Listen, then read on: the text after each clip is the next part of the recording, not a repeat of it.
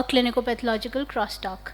So I am Dr. Soumya Jakati from LVPI, and chairing this session would be Dr. Jyotirmay Biswas from Shankar Netralaya. Before starting and going ahead with the crosstalk, I would just briefly introduce our society. Uh, can you please share? Okay, so Indian Association of Ophthalmic Pathology was there since ages, but it got registered last year, and it started off with a brief group meetings during the all these years. Like we used to discuss cases, techniques and other updates which were happening through the times, and then this. Following this, we started representing our group at every meeting possible, trying to present cases, and we have been consistently holding symposiums in AIOC as well as in other state and national conferences of pathology. So the present leadership includes Dr. Krishna Kumar from SN as president, myself as secretary, and Dr. Shruti Krishna as treasurer. Recently, we had a successful meeting at Hyderabad, which was titled IPAT 2025 with over 132 delegates. And we also represented this group in international meetings in ISO and International Academy of Pathology.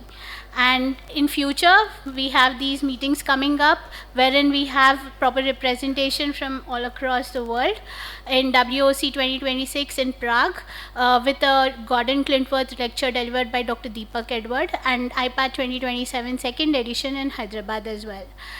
And today, coming to today's crosstalk, we have Dr. JB chairing the session. Dr. Deepak Edward could not be with us with ongoing geopolitical situation.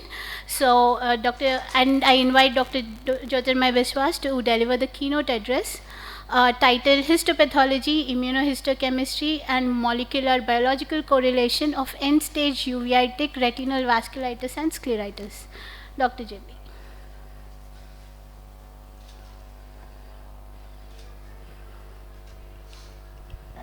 Thank you, Soumya. It's indeed a great pleasure for me. My dream has come true. A long time we tried to have the AIOC Indian Ophthalmological Pathology session. Last time we have been able to do that one, and this is the second one. And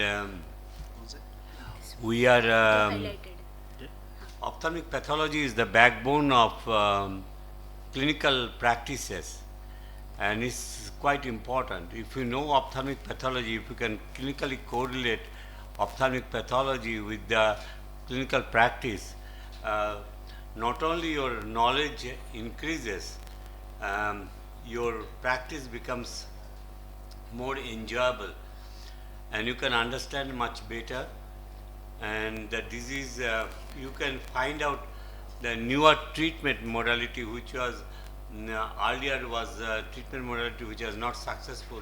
Some kind of new modality you can find out. You can be a better clinician,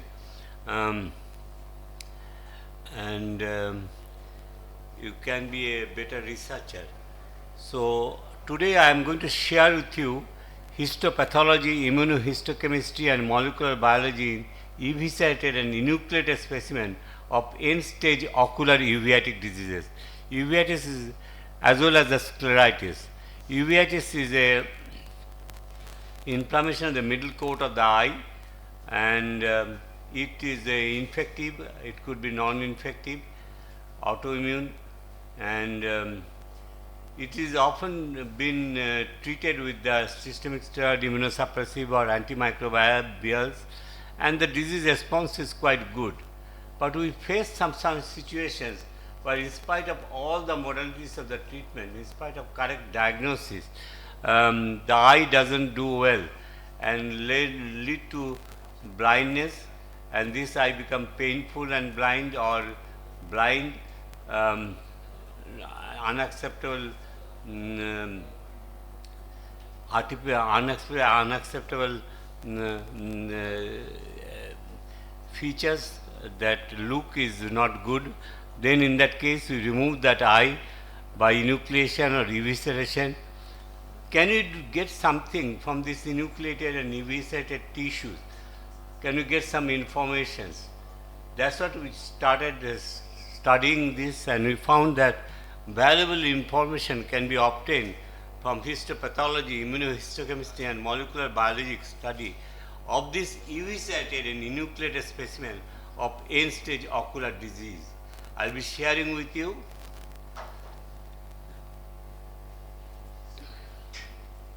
Slide is not moving.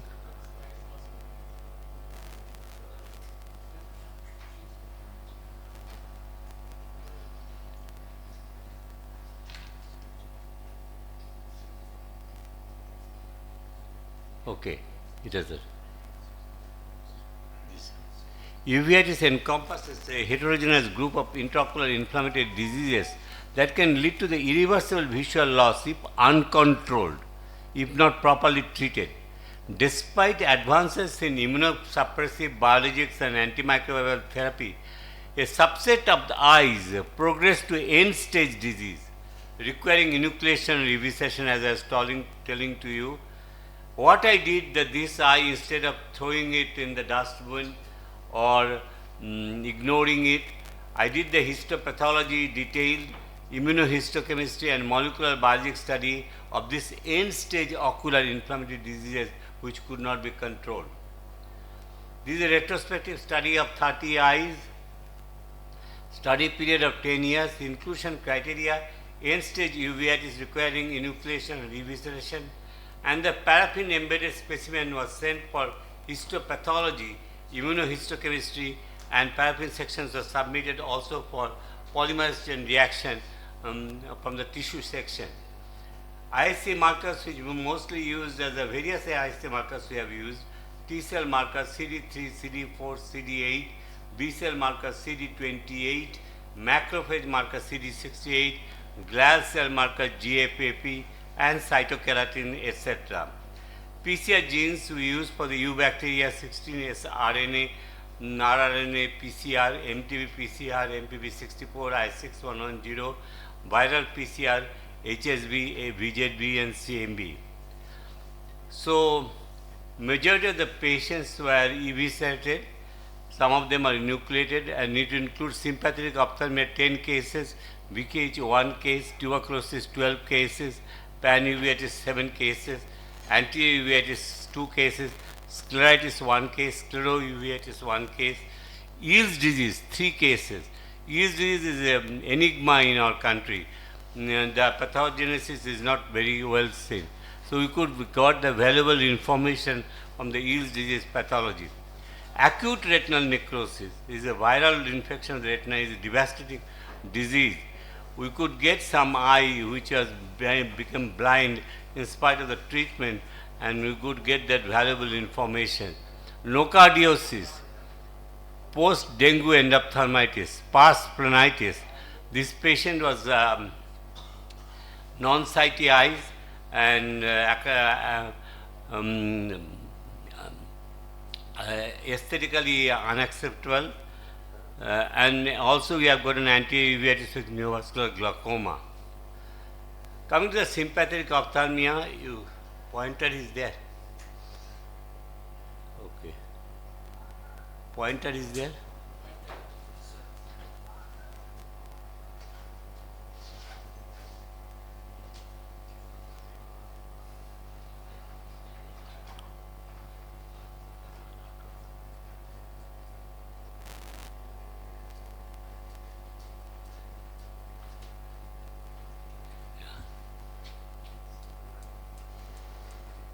Light is coming.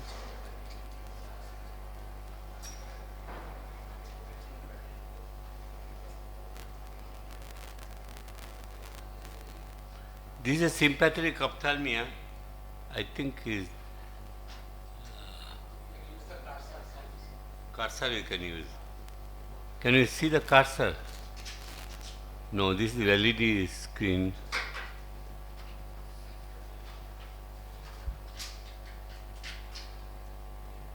Okay. this is that one. This is beautiful. You can see the choroid is, the anterior part of the choroid is thickened. Usually the posterior part of the choroid is also thickened. Here this case is mostly anterior part of the choroid is thickened. And in the histopathology of the globe, you can see the sympathetic ophthalmia choroid is thickened over here. And in the ciliary body area, you can see the lymphocytic infiltrations over there.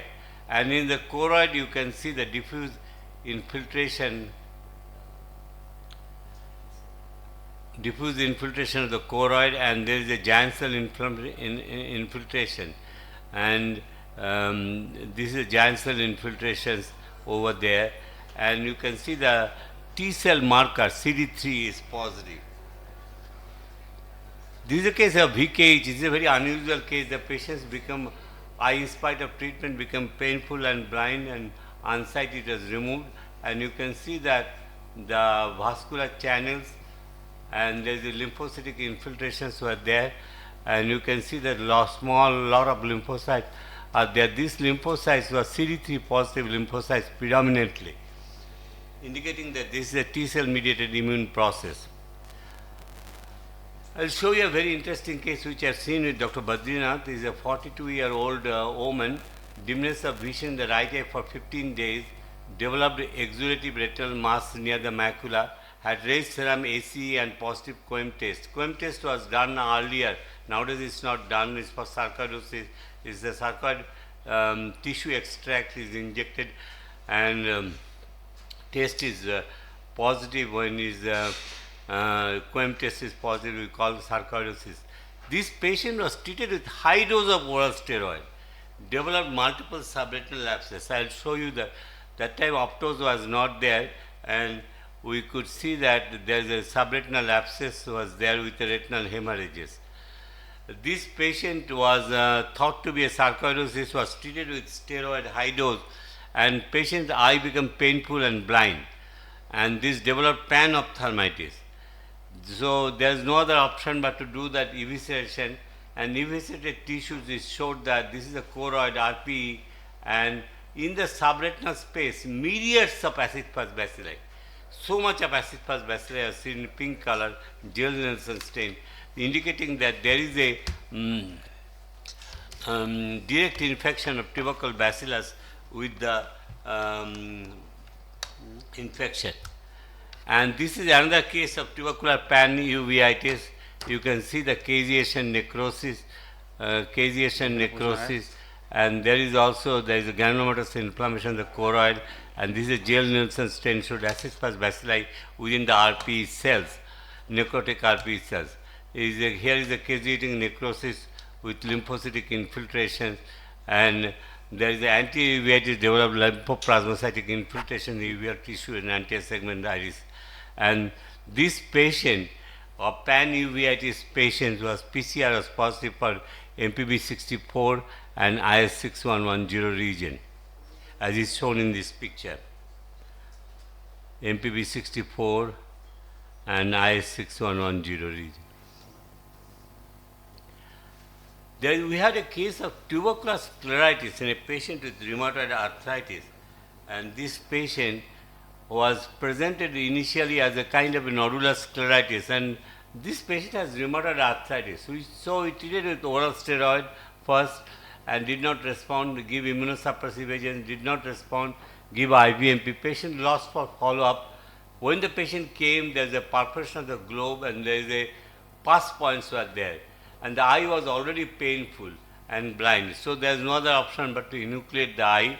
But enucleated globe did not show rheumatoid arthritis features, showed features of diffuse lymphocytic infiltration and giant cell formations causing granuloma. And so this was a TB scleritis, and PCR confirmed with the IS6110 region positive. The patient, what happened, developed CNS tuberculosis, and PCR was negative, CSF tap was negative for AAB, but they could not survive. They could not survive the patient. The patient developed CNS tuberculosis and died. And in fact, is the patient who came with a scleritis died due to disseminated tuberculosis, including involving the sclera and the brain. This is a tuberculous sclerouveitis masquerading as an ocular tumor, and here is a tumor mass, and it was thought to be a amyloidic melanoma, and there is a choroid was involved.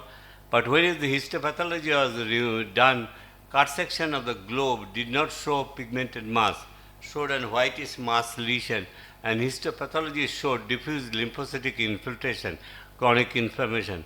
PCR was positive for IS6110 for mycobacterium tuberculosis. We had a case of Eales disease. Eales disease, as you know, is common in the young adult male, and it produces bilateral retinal vasculitis involving the mid-periphery, and it develops into the ischemia, neovascularization, and vitreous hemorrhage, and often lead to blindness. The etiology of this disease is not known. We did the vitreous study of the Eales disease patient's epiretinal membrane, but we did not have an eyeball. This patient who had an Eales disease in one eye had an unsightly eye in the other eye. This is a Eales disease patient with capillary non-perfusion and photocoagulation marks. So what we asked, we told the patient the option of removing the eye and helping in our research. The patient agreed, and we could see that within the retinal tissues, lymphocytic infiltrations within that one. And this lymphocyte was CD3 positive, and CD68 marker was also positive, and it was positive for the CD8 cell marker indicating T suppressor cells. So indicating that this patient having a T cell mediated disease in the pathogenesis of this disease, including that PCR of the paraffin section showed IS6110 region and MPB64 positive, indicating that a immune mediated process caused by the mycobacterium tuberculosis DNA causing this disease. We had a case of acute retinal necrosis. As you see the pictures, there is a necrotizing retinitis involving the periphery, and this patient has got retinal hemorrhage. This is a vision threatening disease. The eye, in spite of the treatment, lost the vision. And you can see that the ciliary body area, there is a chronic inflammation in the pars plana region and the peripheral retina. There is an occluded vessel surrounded by the lymphocytes, and we could see the viral inclusion bodies. And this patient was subsequently found to be CD3 positive of this lymphocytic infiltration, indicating a T cell mediated disease. And the PCR was positive for herpes zoster virus, both nested and real-time PCR. This is the anterior uveitis with neovascular glaucoma, and you can see the iris tissues neovascularization with the vitreous hemorrhage, and the necrosis of the iris tissues, inflammations. This patient and lead to that enucleation. We had a clinicopathological study of outlook of end-stage pars planitis, insight from a histopathologic study, and this is a patient who had initially presented over that one picture like this, and then the eye became painful and blind, and this was removed, and histopathology showed membranes over the pars plana region. And this was the ultrasonography showing the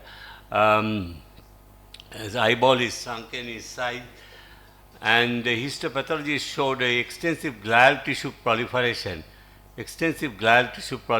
which was positive with the GFAP, and the trichome stain was also positive, and there is a lymphocytic infiltration in the fibrous tissue, and these lymphocytes were CD8 positive, CD3 positive cells, and particularly in further subtyping showed CD8 positive, and CD68 marker was positive, indicating a T cell mediated disease. And this indicates that we should have treated the patient with immunosuppressive agents. So this is the one type of the one eye of pars planitis showed a non-granulomatous inflammation of the pars plana, fibrous tissue CD3, T cell marker, and CD68 macrophage marker positivity, and CD20 was negative. This is a nocardiosis, and we can see that nocardia organisms over there, and there is a chronic necrotizing granulomatous inflammation, and the nocardia, isolated nocardia species is identified as the nocardia cyclogen jarcia. PCR-based DNA sequencing was also done. This is a dengue endophthalmitis showing an extensive exudations on PMN polymorphonuclear leukocyte infiltration, and microthrombi occlusion of the vessels were seen. So in summary, that correlating histopathological and molecular biologic findings with the clinical diagnosis bridges the gap between the clinical suspicion and tissue level confirmation. Combined histopathology, immunohistochemistry and PCR, which is available nowadays of these tissues, enucleated and eviscerated tissues, reveals and confirms the infectious and immune mechanisms in the various disease processes, as I mentioned to you. Though limited, these tissue-based studies can provide insights into the underlying mechanism and guide future therapeutic strategies. And we might not lose the eyes in future if we can put these proper therapeutic mechanisms based on our knowledge of understanding of this disease pathogenesis from the study of this enucleated and eviscerated eyes. Thank you very much. These are the articles.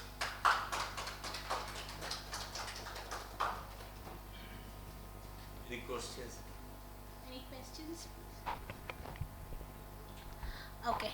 If not, we'll start our case series of various, exotic cases from all over the India.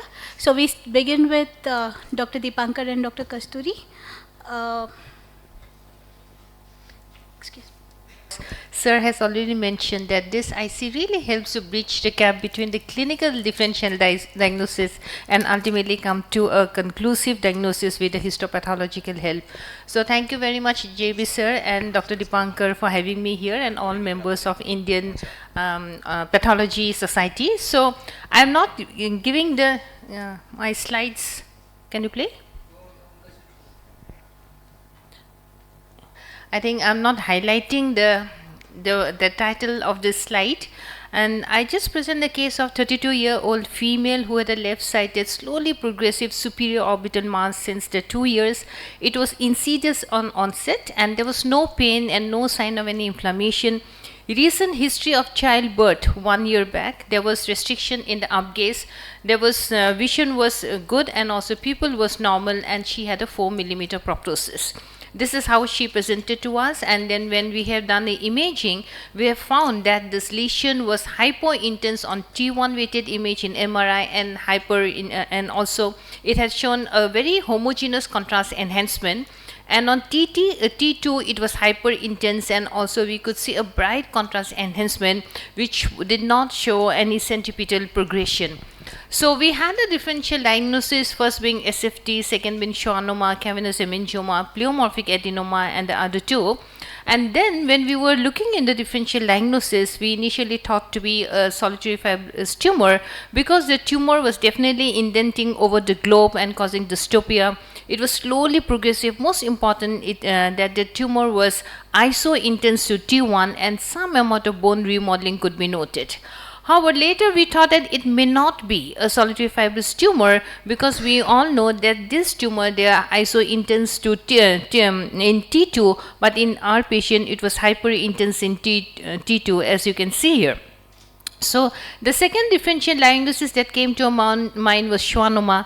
We thought that it is schwannoma because yes, it was iso in T1 and hyper in T2, but it may not be a schwannoma because we know that schwannoma cases have some amount of pain and there may be also some local tenderness, and in MRI sometimes we see the cystic changes and also the tail noted or the nerve being seen, so it was not very confirmatory clinically to be a schwannoma. So third differential diagnosis was cavernous hemangioma. Can it be cavernous hemangioma? Yes, because the mass was progressing after pregnancy. It was iso in T1 and hyper in T2. But if you really look to the lesion, we all know that this cavernous hemangiomas, they usually intraconal lesion was extraconal, and though it was taking a homogeneous contrast uptake, but there was no progressive centripetal flow in this patient. So this is ruled out to be a cavernous cavernous hemangioma. So it could be a pleomorphic adenoma because it was iso in T1 and hyper in T2, but it may not be at that point we were thinking, because we all know that pleomorphic adenoma is superior lateral and the tumor was moved superiorly, and at that moment the lacrimal gland appeared normal. So based on the radiological findings, when we were looking in all the 4 differential diagnoses, we have seen that all of them was iso intense to the muscle, all the 4 tumors. And when we look to the T2, we have seen only the 2, that is the schwannoma and the pleomorphic adenoma usually have hyperintensity in T2, which was there in our case. Then when we looked at the other pattern, there was definitely homogeneous enhancement, but there was no centripetal progression in the lesion, and also we could see some smooth bone remodeling which differentiates it from the cavernous hemangioma. So this was one of our differential diagnoses which we were not very sure at that time, and when we have sent the sample to Dr. Dipankar, we have given all the diagnosis, and this is how the patient looks after the operation. Her proptosis has come down with a good amount of motility. So since now we know retrospectively, I should say, we know now that when Dr. Dipankar has confirmed the diagnosis, it is really to have ectopic tissue of the the lacrimal gland giving a tumor. It is really very rare. And when we look at the embryology, what we know that we see the lacrimal bud which develops from the conjunctival epithelium at 6 to 8 weeks, then the morphogenesis occurs at 12 weeks, and by 28th week with the functional lacrimal gland. So sometimes there is ectopic tissue, and when this tumor develops from this ectopic tissue, it can lead to adenoma. So this is what we believe is quite an uncommon tumor, because we all know all lacrimal gland tumor usually arises from the conjunctiva. It's very rare to have a lesion like this, though there are very few reports. So what is unique in this case is that the tumor was ultimately, we came to know it was from the ectopic lacrimal gland, unusual orbital location. There was a diagnostic clinical challenge, and the most important that in such tumor we need to completely excise it.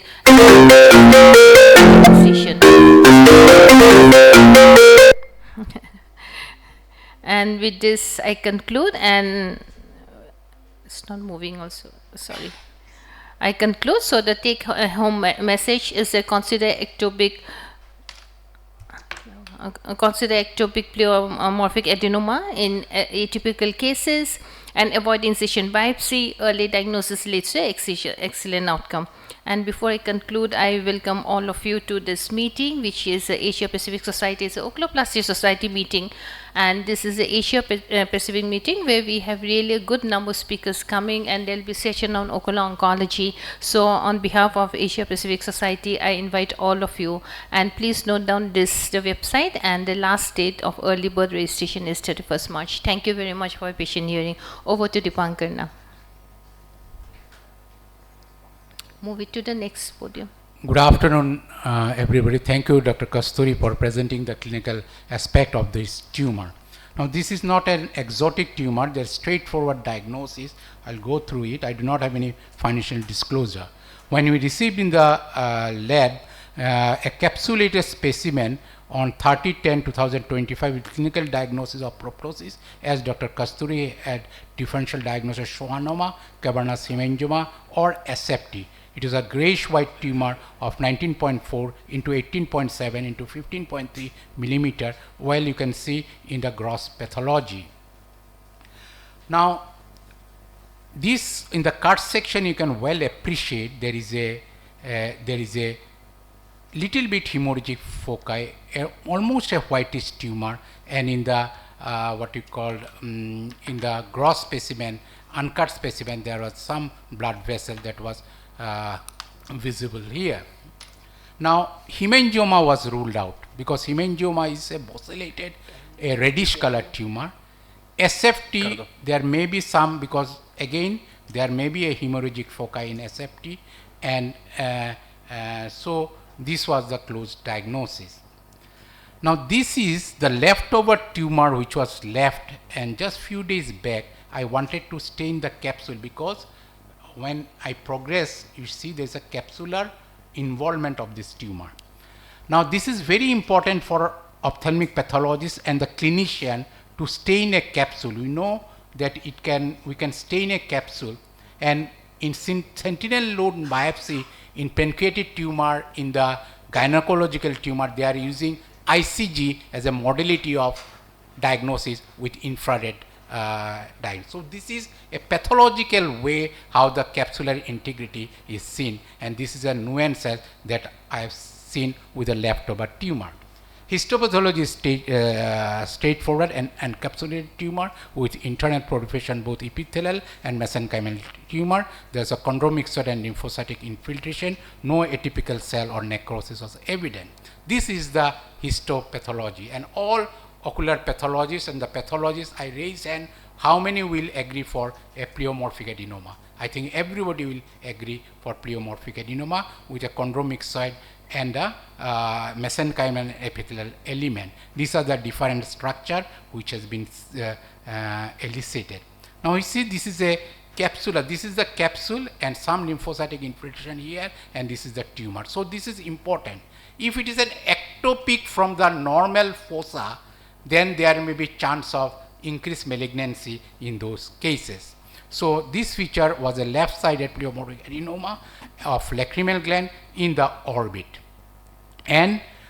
But Dr. Kasturi wanted, she was a bit more for the other diagnosis. Then we had a chance to for interlab comparison with Shankar Natharal Chennai, and Dr. KK has reported as benign mixed tumor, which is nothing but a synonymous of pleomorphic adenoma of the lacrimal gland, and with our diagnosis there is a capsular invasion. Now sometimes the imaging may be misleading, and ectopic pleomorphic adenoma is extremely a rare situation.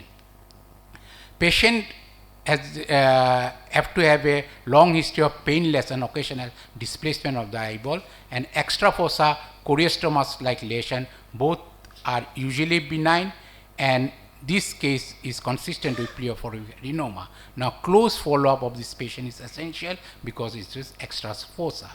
In two of our publication from our center of profile of ocular tumor and under one ICMR project, we have seen the there's no extrafossa lacrimal gland we have documented, but from other studies we have seen that 9 out of 181 cases of lacrimal tumor can have an extrafossa tumor, and Sharma et al. Has nicely reported a case report of ectopic orbital lacrimal gland in peer-reviewed journal. So in conclusion, this was a challenging case in the situation and also required a close follow-up, though the clinical case was straightforward, and capsular staining by ICG can be a nuance in demarcating the capsule of the tumor. Thank you for patient hearing. I'd like to thank Dr. Kasturi and our team, our ocular pathology laboratory, Dr. Bidhan and Apurva. I like to quote that we need to prepare for surprises. Pathologists often systematize understanding to unearth the possible truth. Thank you very much.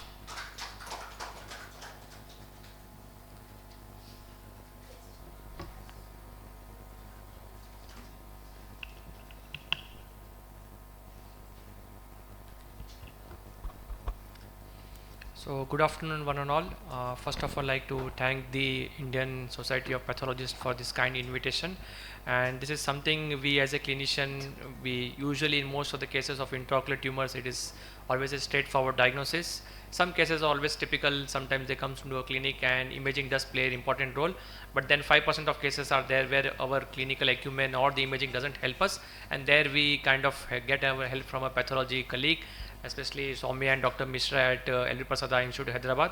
So I'll be sharing an interesting case of an intraocular tumor where we could make out the initial clinical diagnosis, but then to reach to the final diagnosis, it was always good to have a collaborative team like what we have at L.V. Prasad Eye Institute at Hyderabad. So can I cannot see the slides here. Oh, would that? Is a 46-year female homemaker coming from Andhra Pradesh, complained of diminution of vision in the right eye for Last 2 months, she not aware of any kind of systemic illness for which she was taking medications. There was no significant family history. So you look on closer follow-up, left eye is absolutely okay. There is no problem in the left eye. Right eye, you could see on the 2D photograph, there is a smooth dome shape elevated lesion. Basically, it arises from the choroid because you can see the overlying retinal blood vessels looks absolutely okay. So this gives you a kind of understanding that you are looking at a choroidal tumor. Now you look at the color of the tumor. This is not a pigmented tumor, what you usually see associated with choroidal melanoma. So now you make a clinical diagnosis that I am looking at a choroidal lesion which is amelanotic nature. You see on the surface of the tumor there is some kind of overlying RP atrophies. There is surrounding subretinal fluid also there. You do autofluorescence just to look at the overlying surface. Is there any present of any orange pigment or lipofuscin, which goes more in favor of amelanotic choroidal melanoma, but which is not seen in our case. You do an ultrasonography because this is very important. It gives you the topographical distribution of the tumor and also the A scan reflectivity, which tells about the internal reflectivity of the tumor. So in this case, you could see there was high surface reflectivity with a medium to high internal reflectivity, thereby kind of ruling out amelanotic origin of choroidal melanoma. So now we are dealing with an amelanotic choroidal lesion with an high to medium internal reflectivity, going more in favor of either choroidal hemangioma, but usually it is orange in color. So now we are ruling out hemangioma and melanoma and kind of limiting ourselves to a amelanotic lesion, possibly either choroidal granuloma or very rarely choroidal metastasis. So you do an OCT line scan passing through the fovea or the edge of the tumor. You could see there's a trace SRF with the elevated choroidal mass. You put a line scan through the tumor area, you could see there is a huge elevated choroidal lesion with compression of overlying choriocapillaries and some amount of intraretinal fluid also there. You do an invasive imaging like fluorescent angiography as well as your ICG angiography just to look at the overlying retinal blood vessels. Is there any kind of leakage which goes in more in favor of choroidal granuloma, which was not seen in our case. ICG angiography from early to mid to late phase, you could see the lesion remain hypofluorescent through all the phases of angiography without showing any kind of leakage in the late phases. So we made a clinical diagnosis based on the history and the provisional and the multimodal imaging to confirm that are we looking at a amelanotic choroidal lesion, possibly from the choroidal any primary elsewhere in the body. So we ordered for a whole body PET CT scan which showed low grade metabolically active lesion in the posterior lateral wall of the right eye with some kind of metabolically active bilateral cervical and right supraclavicle nodes. However, we couldn't find out any kind of specific area of interest, particularly in the lungs or anywhere else in the body, which could help us to reach the final diagnosis. So with that understanding, we made a provisional diagnosis of amelanotic choroidal lesion, possibly choroidal metastasis, and went ahead and did a choroidal biopsy.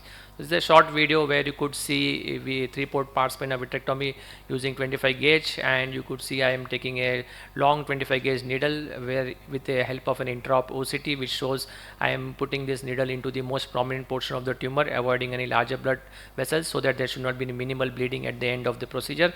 And with back and forth movement with the sister kind of aspirating through a short tubing, we collect the important material into the syringe and transport it to our team for pathology to look for any kind of atypical cells what we can confirm our diagnosis of choroidal metastasis. So with that I will hand it over to Soumya to take over the part of pathology of this tumor. Okay, the choroidal biopsy taken intraop, it is usually sent undiluted and fresh to reach the lab within half an hour or immediately as in our institute. So ideally we get 3 tubes, diluted, undiluted tubes, which will amount up to 0.5 to 1 ml. So the cytology sample, all of them are centrifuged at 10 minutes at 10,000 RPM. And if you see sediment in the Eppendorf tube, then we proceed further with the cell block. We fix it in bounce fixative and make a cell block. And if there's no sediment, then we prepare cytospin smears. So this is how a cell block looks like. It will give you a mini micro picture of HPE as we see in the tissue sections. And if there's no sediment, we do prepare cytospin smears which look like this, wherein the cells are attached to the slide.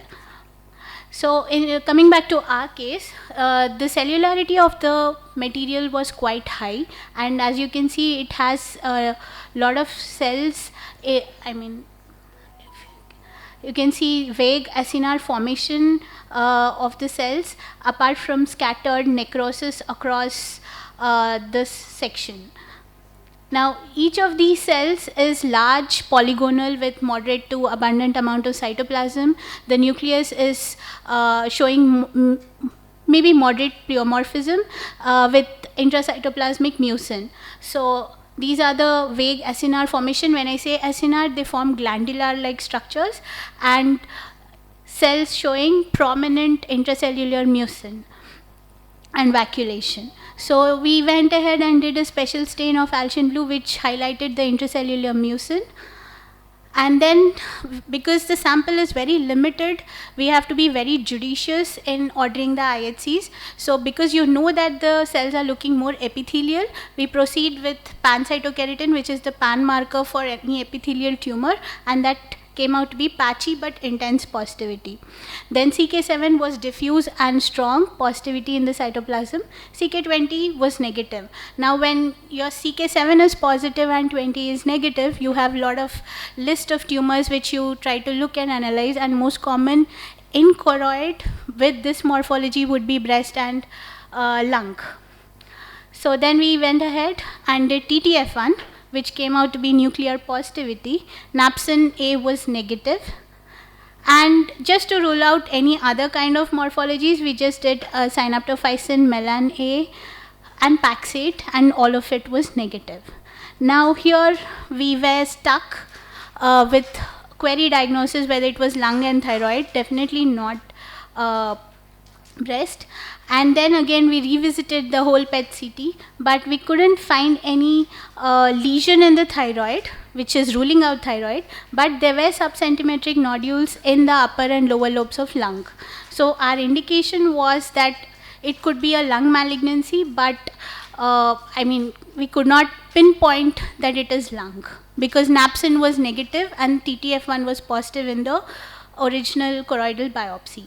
Then we had sent the patient to get a referral from the medical oncologist, and who has advised further to get a lymph node biopsy, and probably that metastatic lymph node biopsy could give another angle to the case and try to look for the primary. Then this is the biopsy which was done elsewhere. The supraclavicular lymph node was biopsied, and this is the lymph node showing metastatic tissue in the background of lymphoid cells.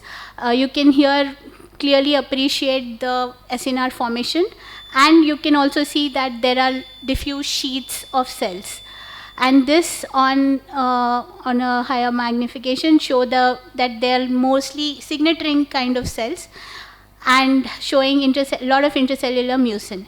Then the IHC was performed there as well. TTF1 was positive, napsin A there was positive, and ALK1 was positive. PDL1 showed faint expression. I don't think it was considered to be positive. ROS was negative, and the final diagnosis here concluding, keeping in mind the previous choroidal biopsy, was metastatic pulmonary adenocarcinoma with signet ring cell morphology. So we went back, did a little bit of literature review, and the most common tumors in choroid will be breast, accounting up to 37%, and next to lung, which was 27%. So basically it is deposited in choroid because there are the choroid has rich vascular supply from the posterior ciliary arteries, which has the deposits of these metastases, and the cytological morphology and the IHC pattern should be kept in mind when you are diagnosing the tumor, and usually it has a reminiscent of the primary tumor morphology, so that makes our life little bit easier if it resembles the primary tumor. Then this primary tumor of lung adenocarcinoma is most commonly seen in females, 45% in smokers. It is usually multifocal in location with consolidation features in the lung. So most often CK7 is positive. As you can see, 50% of the cases can show CK20 positive. But you can see that the variability of TTF1 and napsin, which are usual common lung adenocarcinoma markers, are less than 50%. So this makes our life little tough, and it is really dicey to look at alone on histomorphology and an IHC. So definitely we have to look at the PET CT and correlate it radiologically as well. The genetic alterations seen here are KRAS and EGFR, KRAS being much more common than EGFR. And the oncogenic fusions noted here include NRG, ALK, EBR2, and others. Because this case was ALK positive, I guess the prognosis is much more better because we have targeted markers for that. So take home message, clinically. So I think if retrospectively you look at this case and we did the biopsy and everything kind of showed more in favor of lung, but I think TTP1 came positive and we were having a dilemma, is it thyroid? But from the clinical point of view, I know there are only 3 tumors which shows orange color choroidal metastasis. One is thyroid, second is renal, and third is neuroendocrine. So this was a melanotic lesion, not an orange color. So now I can kind of give little bit of insights from the clinical insight that this mostly was a lung adenocarcinoma and not a thyroid carcinoma, what we are thinking, because it came out to be TTP1 positive. Other than that, I think Soumya can give us the final take home message.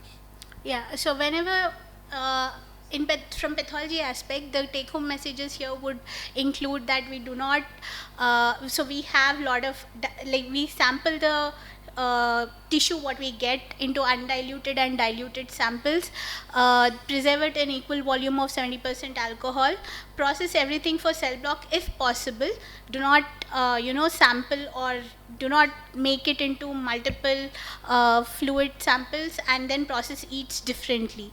Do not trim the block, directly take sections as you embed the tissue.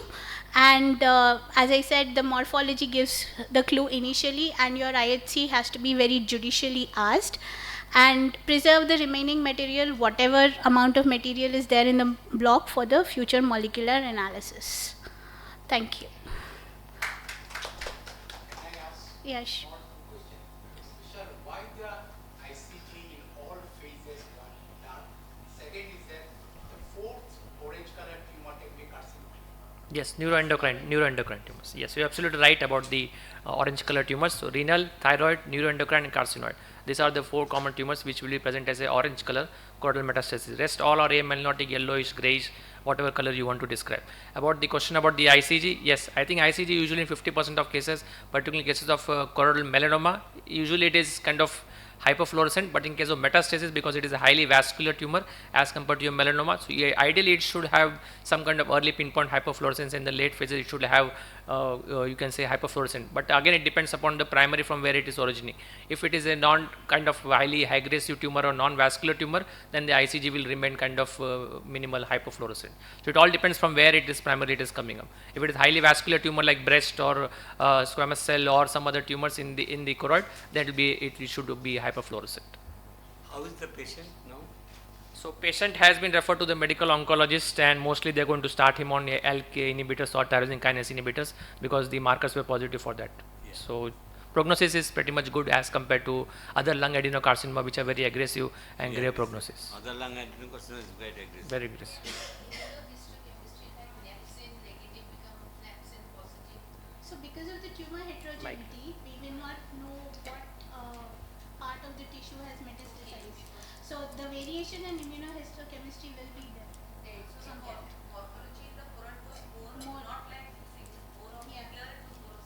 More of signaling, but we found very few cells which is acceptable in any adenocarcinoma.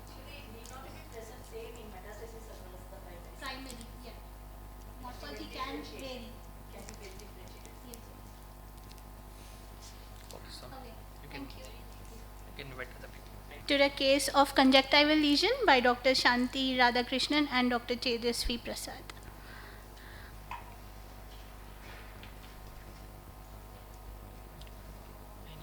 At the outset, I would like to thank the organizers and the Indian Society of Ocular Pathology and also Shanti Madam for giving me this opportunity. So, I'll be presenting a case of conjunctival lesion. So, we had a 16-year-old boy who was a known case of xeroderma pigmentosum with muscular spasticity and ataxia. He was earlier diagnosed with dry eyes and telangiectatic conjunctival vessels. He was advised lubricating eye drops for the same, and now he came with the complaints of right eye slow growing swelling for past 2 months, and because of the swelling he had difficulty in closing his eyes.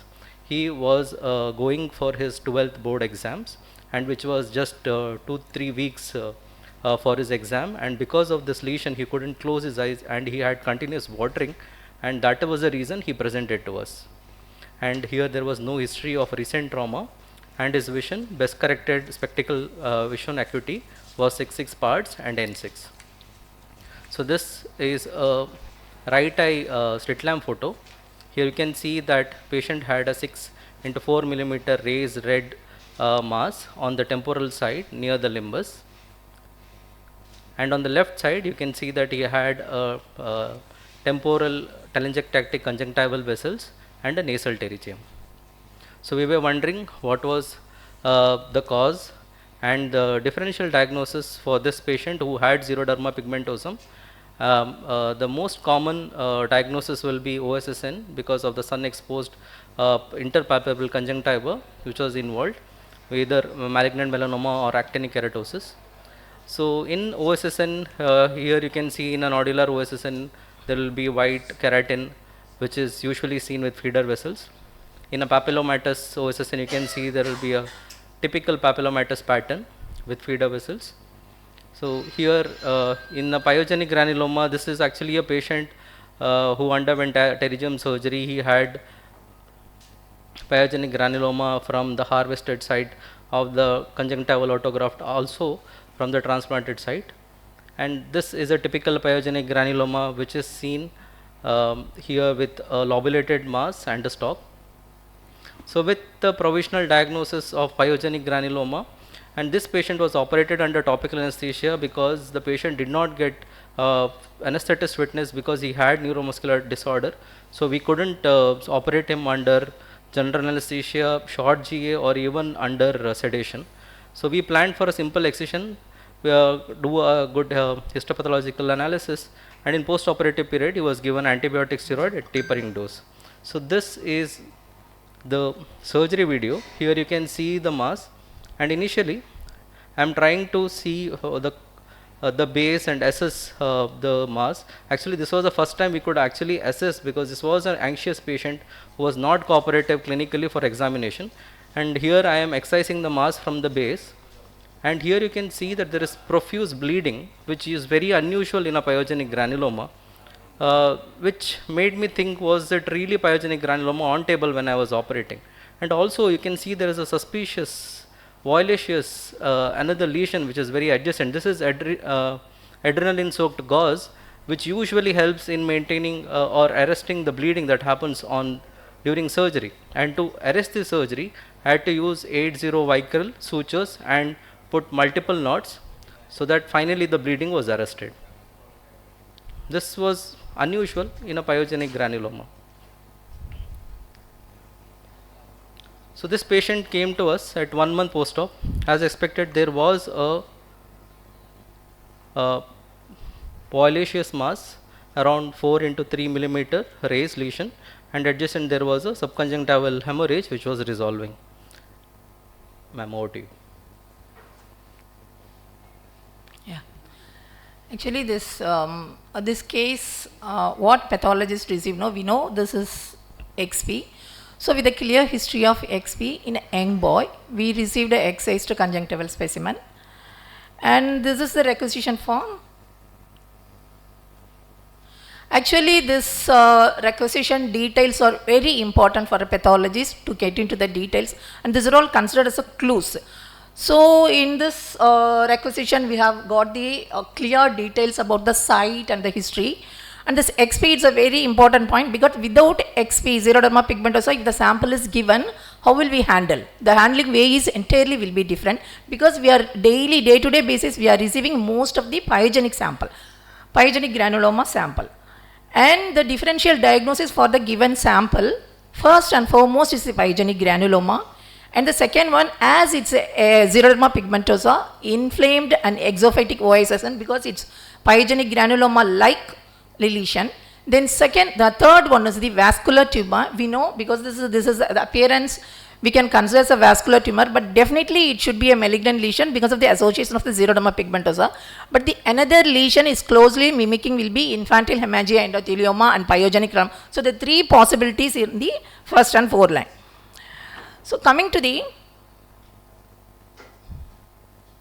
why is not working, not moving, not moving.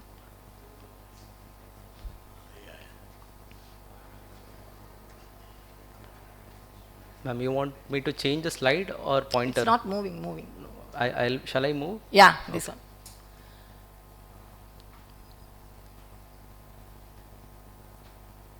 Yeah, right. So before processing, actually what we made regularly for the samples, so we used to make a clinicopathological crosstalk as we planned. So in this crosstalk, we used to interact with the clinicians. What is the very intricate findings during intraoperative period? Because the intraoperative, the clinical as well as the radiological findings will be entirely different when considering the histopathology. So definitely we have a clue in the intraoperative period. So the lesion here, you can see the hidden satellite nodule which is violaceous in a period. So the violaceous means definitely you can consider about the vascular tumor apart from the melanoma or BCC or ACC related to the xeroderma pigmentosa. Then there is an intraoperative clue given by the clinician, that is the bleeding is not arrested by the adrenal soak as it happens in the pyogenic granuloma. The third one is, we have seen the video, the tumor is clearly resected without any adhesion with the sclera. So we can easily tell about the margin clearance. So the 3 points are very important. Coming to the scanner view of the sample, here you can see this is more or less looking like a pyogenic granuloma as the surface is showing proliferated capillaries, what we see in the pyogenic granuloma. And the deeper plane, we can see the monomorphic cellular crowded proliferation. With the base, it seems to be very clear. So the stalk is clear and surface is looking like a pyogenic granuloma and the middle is suspicious. The first differential diagnosis for us is the hemangioendothelioma of infantile, that is the benign variant. Now we have to be very careful in mentioning the hemangioendothelioma because infantile hemangioendothelia itself, the type 2 is considered as a malignant, that is with atypical features. So the benign hemangioendothelioma type 1 is benign and the type 2 is malignant. So with this, on the higher magnification, now we can clearly see the vascular congested area on the surface. It's looking like more or less pyogenic granuloma, and in the middle we can see the cellular proliferation. So this plane of assessment is helpful for the pyogenic granuloma and the vascular tumor and the margin clearance. So we have examined the center area, that is the tumor proper for the diagnosis. Now we can clearly see the spindled and epithelioid cells in sheets forming a slit-like lumen. So it's the confirmation is vascular, but the one thing we should bear in our mind, that is the malignant melanoma that can mimic like anything. It can be looking like a vascular. So it's always should be, and XP also there is a strong association of malignant melanoma. So this is further magnification. Now we can see the epithelioid appearance. And one more special cells, it's a blister cells that's having cytoplasmic vacuole. So the vacuolated cells in the cytoplasmic cells along with the epithelioid endothelial cells, they are all giving a clue towards with the slit-like spaces containing RBCs. So it's a strong clue to the vascular tumor, and you can see the in-between mitosis, brisk mitotic activity. Okay. So with this we can conclude it's a malignant vascular tumor. And we have come for the immunohistochemistry to confirm. First we have done immunohistochemistry to rule out the epithelial malignancy and melanoma, all KMS negative. After that only we have come for the confirmation of the hemangioendothelioma. So the CD31 and the CD34 are strong positive. These are all the marker we are routinely using for the vascular tumor. And coming to the proliferative markers, because we have to rule out the infantile hemangioendothelioma. Immunohistochemistry wise, the Ka67 should be less than 1% in the infantile hemangioendothelioma, and pyogenic granuloma it will be even less. So this is showing high proliferative index. So definitely it's a vascular malignant tumor. So with this histopathological diagnosis, which was made aware to us, Madam followed up this case. I was very happy so that we could have a diagnosis. We made a call to the patient repeatedly to follow up. We said that it is important so that you come. We know it was Ki67 positive. There is high chance of recurrence.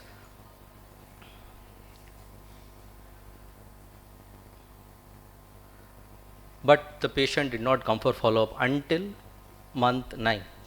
So this was the first picture on the left side is the post-operative image at 1 month, and on the right side is at the post-operative 9 months. You see that the volluteous mass has increased in size to 10 into 6 mm, raised lesion with lot of feeder vessels. So now we did an ASOCT. We could see that there was clear scleral area was not involved. So now, because we had a working diagnosis, so we did a surgical plan. So we planned to do surgery under local infiltration, wide excision with 4 millimeter margin, and no touch technique using radio frequency probe. Radio frequency probe really helps in this case because it is a vascular tumor. The surgical field with the RF probe is usually well preserved, and we have good visualization. Also, we did a double freeze thaw cryotherapy of the margin. Amniotic membrane transplant was done, and MAP biopsy was sent. Ma'am. So with this we have come to the conclusion. So final histopathological diagnosis of malignant hemangioendothelioma, that is the epithelioid variant. When combining the other types, caposiform, retiform, so this epithelioid malignant hemangioendothelioma has the worst prognosis and it's most aggressive. And this is the HIV was done. Pardon? Yes, sir.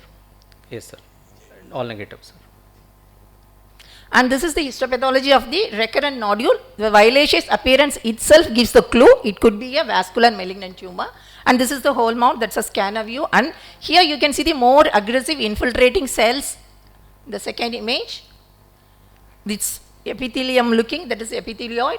And another interesting features I have noted in the second thing. Here you can see some hyaline globules in the lumen. So it shows the caposiform features also. So the mixture of epithelioid as well as the caposiform features, what it actually conveys. Actually this xeroderma pigmentosa, it has a strong association of epithelial malignancy due to this nucleotide excision repair defect. So we here how it happens. This viral etiology should be the cause. So we have to rule out the viral association. So mostly the HHV8 association, that will be the cause for the malignant vascular tumor. So this patient came to us again after 1 year post-op. Here there was no recurrence. His ocular surface had healed well. Patient was doing well. Vision was well preserved. Coming to the discussion, xeroderma pigmentosum is an autosomal recessive disorder from genetic defects of DNA repair, usually due to extreme UV light sensitivity, and they develop skin cancer very early in life, usually basal cell carcinoma, squamous cell carcinoma, or cutaneous carcinoma. Usually they have missing deep tendon reflexes, speech and gait disturbances, cognitive decline, and progressive hearing loss.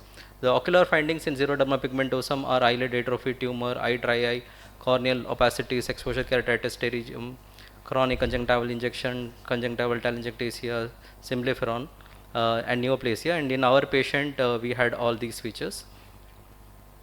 Hemangioendothelioma is benign to malignant vascular neoplasia. It has a tendency to recur locally. These are the reported case reports on hemangioendothelioma. This is from the tarsal conjunctiva, which was treated with steroids and resolved well.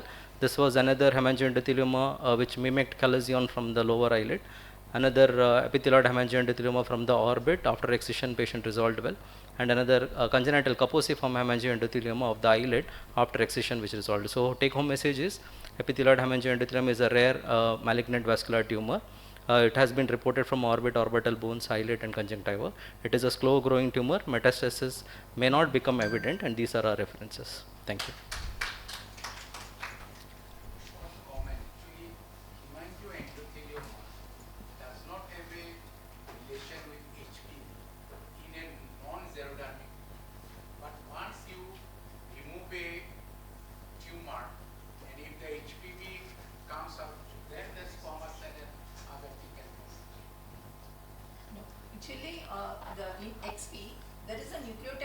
mutation repair defect. So the epithelial cell turnover won't occur. So the mutation will be accumulating and that will lead to epithelial malignancy.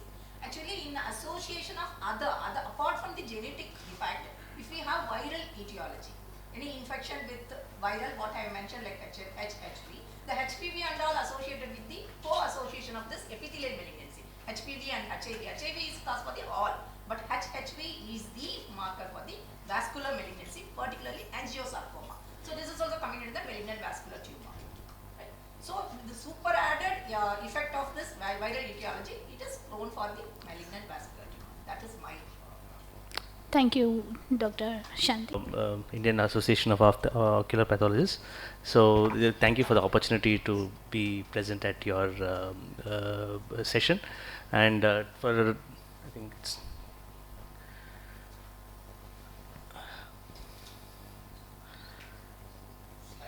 so yeah, this is an interesting case where very rare that we get when all the differential diagnosis we get all of the above plus one. This is one kind of a case like that. So this is a 32-year-old female patient who presented with a left painful proptosis, acute presentation of only 5 days. Left eye had severe chemosis, total external ophthalmoplegia, and diminution of vision, and recent history of recovering from dengue about 2 weeks back. And so we were suspecting probably a hypercoagulation status, thrombocytopenia, and a newly diagnosed diabetic during the treatment of dengue, and she was on oral hypoglycemics when she was admitted in our hospital. So the first diagnosis when we did the imaging was basically superior ophthalmic vein thrombosis, and all the clinical signs were supportive of that. So we started treating her with IV steroids, thinking that it's the edema had to settle down, and also on anticoagulants. So basically broad spectrum antibiotics, anticoagulation agents, and high dose pulsed IV methylprednisolone for 3 days. And we did the glycemic control because she was admitted. We did glycemic control with insulin infusion because she was newly diagnosed diabetic, and she was shifted to oral steroids to 30 mg after 3 days as the glycemic management was becoming a little challenging because we were giving high dose steroids. So 3 days after presentation, she recovered almost completely with all resolution, and there was no further pain. But immediately after downgrading the steroids, she started developing this chemosis again, and again pain and swelling. So we did a re-imaging at that point of time, and that point of time the radiologist pointed out that there is this place which is not enhancing. This is the intraconal space between the inferior rectus and the medial rectus and the superior rectus. So there's this where it's not enhancing even on contrast. So what we did was we did a exploratory orbitotomy with an incision biopsy of that particular region, and so we did the excision of the solid mass surrounding that intraconal flat. So in this particular case, we had 3 diagnoses coming out of it. One was angioinvasive mucormycosis. That central part was actually a mucormycosis that had developed, and it was basically that mass was actually a venolymphatic malformation which had bled inside. And then the surrounding orbital fat which was taken, the inflammation was because of the patient had IgG4 related disease at the same time. So the hypothesis that we have is that basically the dengue was a trigger, and there is a pre-existing asymptomatic venolymphatic malformation, and she was pre-diabetic, but the dengue triggered both the diabetes and the hypercoagulability increased the thrombosis, the SOV thrombosis, as well as the VLM, the venolymphatic malformation also had clots within the lesion. And in the background of the diabetic ketoacidosis, she developed mucormycosis within that lesion. So dengue also triggers the hyperimmune status, causing the orbital inflammatory disease. So it was all 3 together, and it's a little challenging to how we are going to treat it. So initially, the first thing that we treated was the orbital mucormycosis. So 3 months we treated her with oral isovaconazole because there's only orbital involvement and there was no other systemic involvement. So we treated her 3 months with isavuconazole with low dose oral steroids in the background, because we couldn't completely stop the steroids because her inflammation would increase, and insulin was used for her glycemic management at the same time. And after 3 months we treated her with injection rituximab 2 doses, and which was then shifted to oral mycophenolate mofetil on maintenance therapy. And then after 3 months post biopsy, there was no corticosteroids at that point of time and no antifungals, and maintenance therapy was again after with MMF, and oral hypoglycemics had good glycemic control because now the steroids were not there. So about 6 months post surgery, post the initial presentation, she recovered completely, and to this day it's about 18 months post that episode. So to this day she's not had any recurrence, or she's in maintenance. She's still under immunomodulation, but she's not had any recurrence since then. So the deception of a corticosteroid trial, basically in orbital inflammation, can be a presenting phase of vast array of diseases, either a primary inflammation or a secondary induced due to secondary induced. Both can show response to the corticosteroids. So corticosteroids can switch off the inflammatory genes in the inflammatory process and upregulate anti-inflammatory proteins. And many diseases are missed, like sometimes malignancies are also missed, and sometimes in this case fungal infection and other inflammations. So corticosteroids is not a therapeutic agent for treating orbital inflammation in any case. So we should be a little back behind. So this term called pseudotumor actually does not exist. It's something that we have to very fight against, even among our colleagues, even among our other even pathologists as well as radiologists, to not label something as pseudotumor, because it, unless you go behind it, you will not find a specific diagnosis. So in new paradigm for treating the orbital inflammatory disease is basically we found very good success with good early biopsy and early induction of immunomodulation, and it needs a multidisciplinary team with the oculoplastic surgeon and the pathologist and the immunologist working in sync, because we depend a lot on the pathologist to give us specific diagnosis so that we can treat in a very targeted manner. So we have in our hospital we have a very biopsy first approach. So for any orbital inflammation that is there, we always try to do the biopsy instead of treating it empirically. So this is basically the perfect storm that has happened in this particular case. In summary, the orbital inflammation can present variety of lesions, and the biopsy first approach can give a better long-term prognosis, as in this case. And this is the first of a kind case, and no similar case has been reported in literature. I think we're shortly going to be publishing this, and I'll hand over to Shruti to take regarding the pathology of the patient. So good afternoon all. Thank you, Dr. Raghu. So the topic allotted to us was orbital infection. So I'll stick to the orbital mucormycosis which happened here. But of course, this was a very rare case that we encountered, wherein we saw 3 pathologies. We had an existing venolymphatic malformation. It met the criteria for IgG4-RD along with IHCs, and also there was mucormycosis which we noted in the sample. So moving on to orbital mucormycosis, so a little about the tissue invasion, vascular occlusion and necrosis. So as we all know, mucormycosis comes from the class of zygomyces. It's of the order Mucorales, and the most common organism that we see causing mucormycosis is Rhizopus aureus. So the incidence of mucormycosis, we know with the recent COVID in India, we saw huge rise in cases, and it's usually seen in patients like our patient with uncontrolled diabetes mellitus, and also patients with malignancy, organ transplant, and those people who are in iron chelation therapy. So it affects different parts of the body, but what is most common is the rhino-orbital cerebral mucormycosis that we usually see. Along with that, we also have encountered cutaneous mucormycosis, pulmonary mucormycosis and GI mucormycosis. So what the pathogenesis here plays a very important role as to why and how the mucor spores get inside the body. So we have a lot of fungal factors role of iron is very crucial in the pathophysiology of mucormycosis, role of diabetes and other virulent factors, the host factors, whenever it's an immunocompromised patient like that in a COVID disease wherein their natural killer cells are less. So that again causes the mucormycosis to spread widespread. So this is just a table that we made when we published this pathology of rhinoorbital mucormycosis. So the rhizopus spores which is present, it's normally present in the soil and environment, and when an immunocompromised person inhales it, when a competent person inhales it, the person has host defense in the mucosal layer, so nothing happens in the sinus and lungs, and also the iron is in a bound form. There is no free iron in a immunocompetent patient. So again this causes defense to invasion, but in an immunocompromised host there is no host defense. So there is when the spores adhere to the sinus and the extracellular matrix, they adhere to the blood vessel endothelium, and then there is a release of the fungal toxin called as a mucorin. This evades the host cell damage and it moves and causes endocytosis.